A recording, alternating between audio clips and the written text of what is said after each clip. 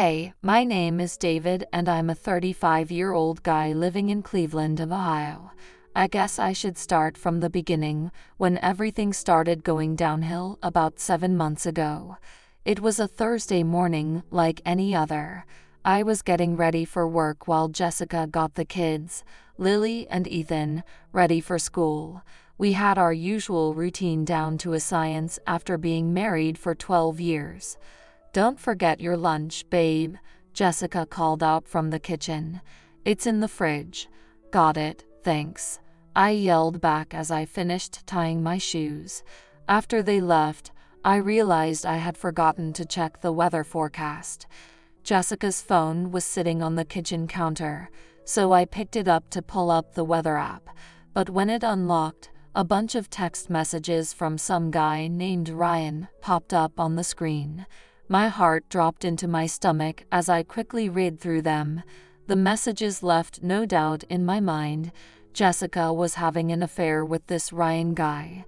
"Can't wait to see you later, sexy," one message from Ryan said. "Last night was amazing. You're insatiable," Jessica had replied with a winky face emoji. I felt sick reading their disgusting flirty banter. Part of me wanted to deny what I was seeing. Not Jessica, the woman I loved and made a family with. We had been through rough patches before like any couple, but I never could have imagined she would actually cheat. The other part of me was filled with blind rage. Who the hell was this Ryan prick? How could she do this to me after all our years together? I thought about calling her and going nuclear right then and there. "Jess, what the fuck is this shit?" I said out loud, pacing around the kitchen, but I stopped myself from actually calling her. As much as I wanted to scream and cry, I had to keep my composure, at least for the moment. I told myself I needed to process everything first before doing anything rash. So I quietly got ready for work and tried to act normal, even though on the inside I was dying. The entire drive there, I kept replaying those horrible texts over and over in my mind. "Babe, you okay? You seem out of it today," my friend Marcus said when I got to the office. Yeah, I'm okay, man. Just a lot on my mind is all," I lied, unable to even look him in the eye. By lunchtime, I had worked myself up so much that I could barely keep my eyes open from exhaustion and lack of sleep. I texted Marcus and told him I needed to take the rest of the day off for personal reasons. He understood it was serious. On the drive home, I finally let myself feel some of the anger and sadness I had been bottling up. Tears started streaming down my face as I screamed out loud in my car, letting the pain and confusion pour out. When I got back to the house, Jessica and the kids weren't home yet. Part of me wanted to just pack a bag and get the hell out of there. But where would I go? And what about Lily and Ethan? So I waited, pacing around the living room as I went through a million different scenarios in my head. How the hell was I going to be able to face Jessica after this? Could our marriage actually survive this kind of betrayal? I kept going back and forth for about an hour until I finally heard Jessica's car pull into the driveway. Taking a deep breath, I planted myself on the couch and tried to stay calm. "Hey babe, I'm home," Jessica called out as she walked inside, the kids following close behind. "Everything okay? You're home early." I looked up at her, my mouth suddenly dry as a desert. Part of me wanted to start screaming, part of me wanted to break down crying. But all I could muster was a quiet, "We need to talk." After I told Jessica, "We need to talk," she must have seen the look on my face because her smile immediately dropped. The kids could sense the tension too and went upstairs to their rooms without me even having to ask. "David, what's wrong?" Jessica asked, her voice shaking a little. "You're scaring me." I took a deep breath, trying to stay calm and not yell, at least not yet. "I found some text messages on your phone, messages from a guy named Ryan. Her eyes went wide, and she let out a little gasp as the realization hit her. There would be no denying what I had discovered. Oh my God. David, I can explain, really, it's not what you think. She started blubbering through tears. Classic cheater line. Not what I think, I said, unable to hide the anger in my voice any longer. You were talking about your insatiable sex life and planning to meet up with this asshole. What other explanation could there possibly be, Jess? I made a horrible mistake, David. A stupid mistake that meant nothing. She cried.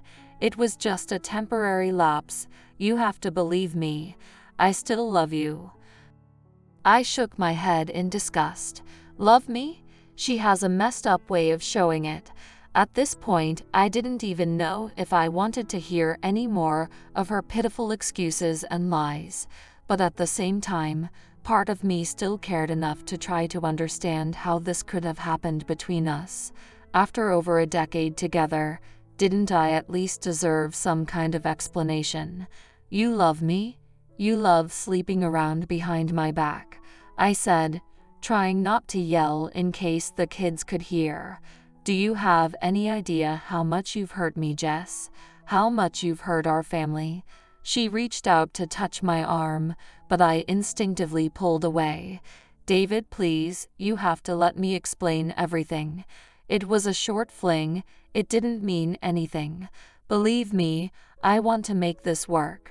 We can go to counseling, do anything to fix this. At this point, I was fed up with the world-class Oscar performance of fake remorse, so I stood up and looked her straight in the eyes. Save your breath, Jess. This, I said, motioning between the two of us. This marriage, it's over. I don't know if I can ever trust you again after this, and without trust we have nothing. No, David, please, she wailed uncontrollably as I walked past her and went to our room to start packing a bag. I tried to block out her desperate pleas, but she kept following me around, alternating between hysterical sobs and bargaining for a second chance. Finally, I had stuffed enough clothes to last me for a while. I stared at our wedding photo hanging over the bed, Jessica looking so happy in her white dress, me with a proud grin as I held her in my arms. It all felt like it was from another lifetime ago. I turned and walked out of our room one last time, heading downstairs to say a quick goodbye to the kids before getting the hell out of there. Jessica was on her knees at this point, literally begging as tears and makeup stained her cheeks. I love you, David. Please don't leave me, was all she could choke out between gasps for air. I'm sorry, Jessica, I told her, doing my best to keep my own emotions under control despite the incredible hurt and anger boiling inside me. But you made your choices, and I made mine. With that, I walked out the front door and didn't look back. As I drove away, I cranked up the radio as loud as it could go, hoping to drown out the memory of Jessica's heartbroken cries.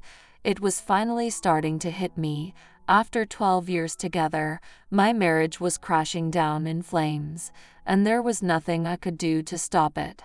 The next few months after leaving Jessica were some of the darkest of my life.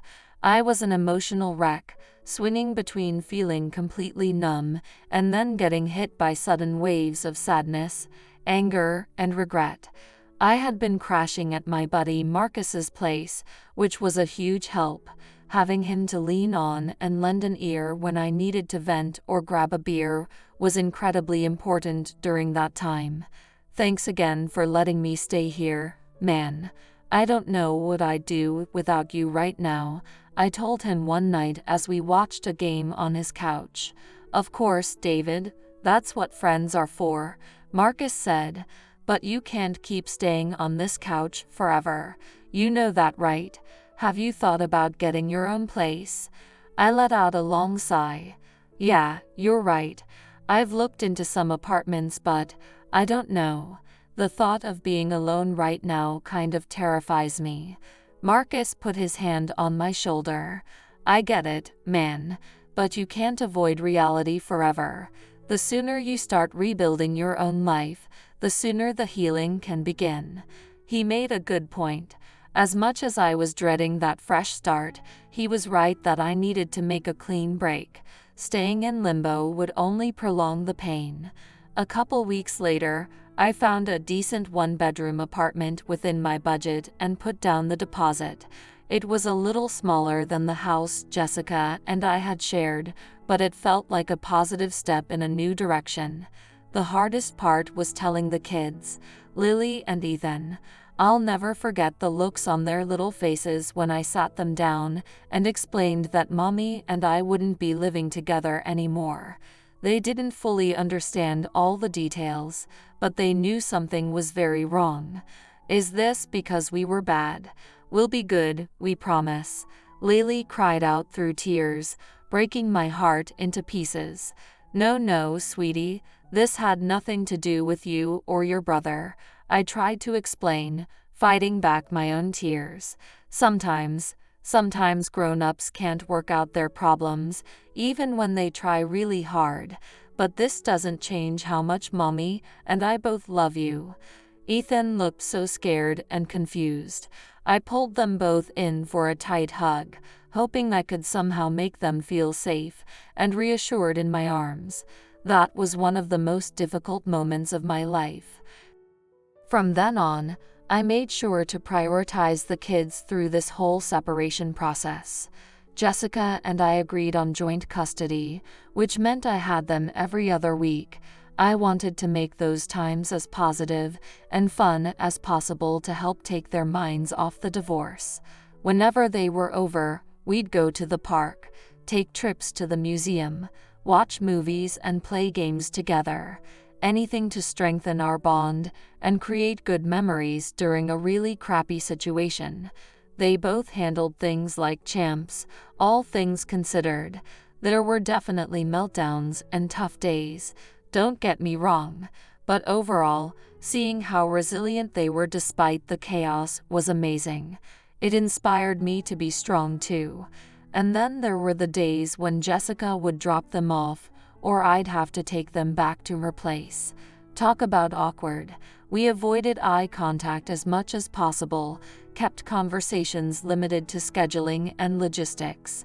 Part of me was still so angry at her, but part of me also couldn't help feeling a little twinge of sadness at how badly things had gone off the rails between us.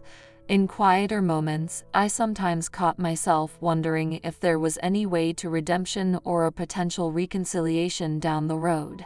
Maybe with enough time and healing, we could rekindle some form of the love we once had. But then I'd think about the breach of trust, and the harsh truth was our marriage could never be the same even if we did try to work it out. As much as it killed me, I knew I had to keep moving forward. About 6 months after splitting from Jessica, I started to feel like I was finally coming up for air a bit.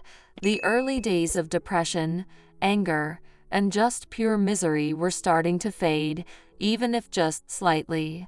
Don't get me wrong, I still had my really bad days where everything would come crashing back down on me, like when I'd find old photos or mementos from happier times that would reopen the wound, or certain dates would trigger memories, our wedding anniversary, Jessica's birthday, that kind of thing. But I was making progress, getting into a routine, staying focused on work, surrounding myself with friends, and most importantly, being there for Lily and Ethan. They were my anchors through the stormiest of times. One night, I was relaxing at home after the kids had gone back to their moms for the week. There was a movie on TV that I wasn't really watching. I found myself lost in thought, pondering where my life was headed next. That's when my phone buzzed with a Facebook notification from an old high school friend named Rachel. We had been pretty close back in the day, but never actually dated. There were definitely hints of a mutual crush though, but somehow the timing never seemed right to take it further than flirty bantering. Her message was simple. "Hi David, saw you were newly single on FB and just wanted to reach out to say hi. see how you're doing during this crazy life transition you're going through. I'm here if you need an ear anytime." I stared at the message for a while, contemplating if and how to respond. Was she just being a friend concerned about me?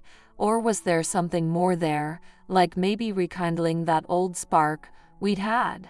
Part of me felt apprehensive about opening that door while my emotions were still so raw from the separation. On the other hand, talking to Rachel, someone I cared about but with no mess baggage attached, felt kind of appealing too, like it could be a positive step towards my own emotional rebirth after tragedy. I typed out a reply. "Hey Rachel, wow, it's been forever. Thanks for reaching out. I really appreciate the concern. Yeah, it's definitely been an emotionally brutal process, but I'm hanging in there. Tell me what you've been up to all these years." We spent the next couple hours catching up over Messenger. I filled her in broadly on what happened with Jessica. She told me about her career, relationships over the years, all that life stuff. The conversation felt so easy and lighthearted, in such contrast to the heaviness I'd been under for so long. When we wrapped up for the night, Rachel said, "We should grab coffee sometime soon, when you're free. It'd be great to catch up in person." I couldn't help but smile a little. I'd really like that, Rach. It's been too long. Over the next few weeks, Rachel and I did meet up for coffee a couple times, then a casual dinner once. With each meetup, I could feel myself slowly coming back to life in a way. She had this effortless ability to make me laugh, make me forget about my troubles if even just for an hour or two. Of course, part of me felt that hint of guilt, like I was somehow betraying Jessica by connecting with another woman, even in a purely platonic way. We had been separated for over half a year at this point, but those feelings of insecurity don't disappear overnight. But the more I got to know Rachel again, the more I could see how good she was for me. She gave me the external support system I so desperately needed, while also giving me that little kick in the pants to stop feeling sorry for myself all the time. "You can't just put your life on hold forever, David," she told me one night over drinks. "I get that healing takes time, believe me, but you also can't completely retreat from the world either.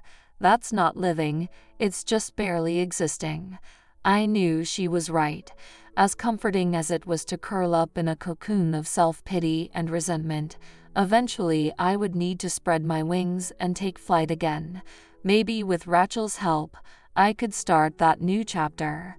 One afternoon, Rachel invited me over to her apartment to catch a movie and hang out, just as friends.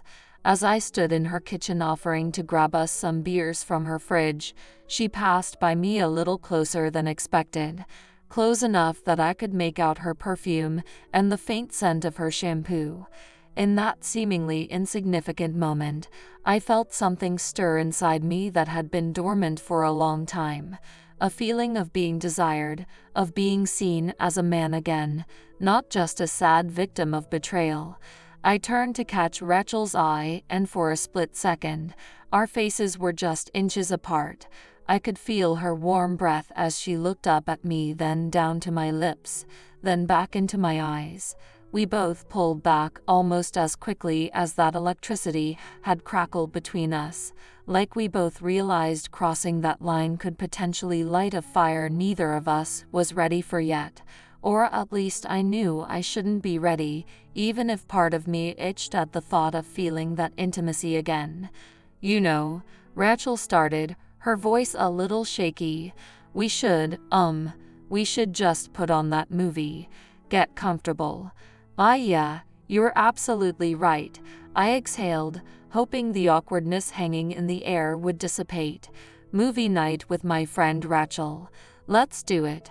We settled in on opposite ends of her couch, leaving what felt like miles of distance between us.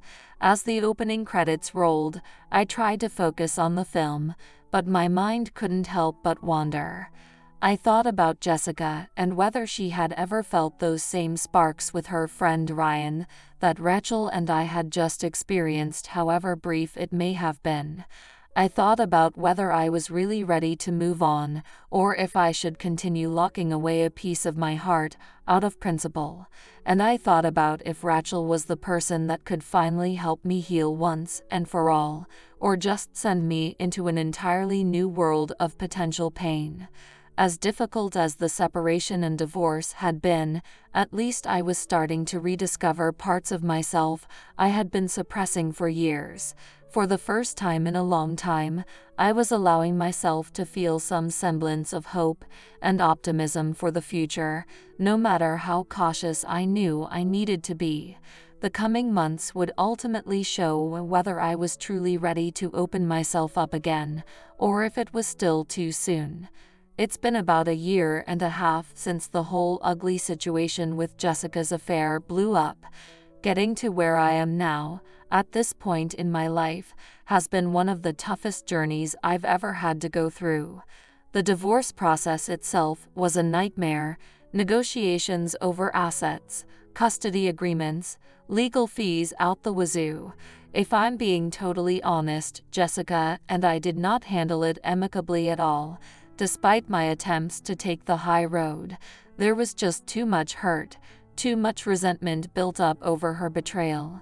Simple misunderstandings would devolve into screaming matches more often than not. At the same time, I was trying my absolute best to minimize the impact on Lily and Ethan. As much as Jessica and I were going through it, I refused to let them get caught in the crossfire or be pawns in some petty game of emotional warfare. Counseling, friendly co-parenting routines, committed quality time. I did whatever I could to create stability. There were certainly plenty of rocky moments though, like the night of Ethan's 9th birthday party when Jessica showed up buzzed, reeking of alcohol. I pulled her aside and confronted her, feeling my blood pressure spike. "Are you kidding me right now?" I scolded her, trying to keep my voice down. "Getting drunk around the kids at their party? What is wrong with you?" "Oh, don't get all self-righteous with me," she slurred back defiantly. "You're the one who wanted out of this family so bad." "Because you cheated, Jessica. How many times do I have to say it? This is exactly why I had to leave." In the heat of the moment, I thought for sure this would trigger another one of our blowout arguments in front of everyone. But to my surprise, Jessica's demeanor completely deflated as if a switch had gone off in her head. Tears welled up in her eyes as she realized I was right. "You're right. You're absolutely right, David. I'm so sorry for everything. God, what am I doing?" It was one of the first times since the initial separation that I saw genuine remorse and self-awareness behind her actions, beyond her initial crocodile tears of regret. As angry as I still felt, part of me couldn't help but feel a tinge of empathy for how lost she seemed. "Look, I know this has been really hard on you too," I told her after collecting myself. "But we both gotta get it together for the kids' sake if nothing else. All right, why don't you go home and I'll handle the rest of Ethan's party tonight?" She nodded in agreement and simply mumbled, "Thank you," before showing herself out. In that moment, I knew I had taken a big step in finally breaking the cycle of mutual destruction between Jessica and I. The weeks after that were still a work in progress, but the tension and resentment did seem to lighten, at least from my end. Maybe it was a mixture of time, perspective, and seeing that same behavioral rock bottom in Jessica that I knew all too well. Whatever it was, it allowed me to get to a point where I could begin healing in earnest. Of course, a huge part of that healing was reconnecting with Rachel over that year. She was the light that helped guide me out of my darkest hours and remind me of my worth as a man. We took things incredibly slowly as friends at first, which was needed while I sorted through all the baggage and emotional damage. But eventually, something deeper and more romantic did start blossoming between us in a very organic, natural way. We became each other's supportive shoulder to lean on, while also allowing ourselves to experience fun and laughter, and all those feelings of giddy passion that had been locked away for far too long. The first time Rachel and I kissed, it was like a dam bursting in the best way possible. All the repressed desire, the chemistry that had been simmering since high school, it all came pouring out. In that moment, I understood what having a true mind-body-soul connection with someone felt like. Now here I am today, in a strong, healthy relationship with an amazing woman. A year ago, I never could have imagined being in this position again, so soon after my world had been shattered. But looking back, all the anger, the sadness, the setbacks, they were all stepping stones that led me here. Don't get me wrong, I'm not naive enough to think the road ahead with Rachel will be all sunshine and rainbows. We're gonna have our ups and downs, our miscommunications, our rough patches like any normal couple. And of course, I'll probably still be dealing with some remaining trauma and trust issues from what Jessica put me through. But this time around, I'm going into it with both eyes wide open. I've rediscovered the parts of myself I had locked away, my self-confidence, my sense of self-worth. More than anything, I know that no matter what curveballs get thrown my way, I now have the resilience and strength to persevere.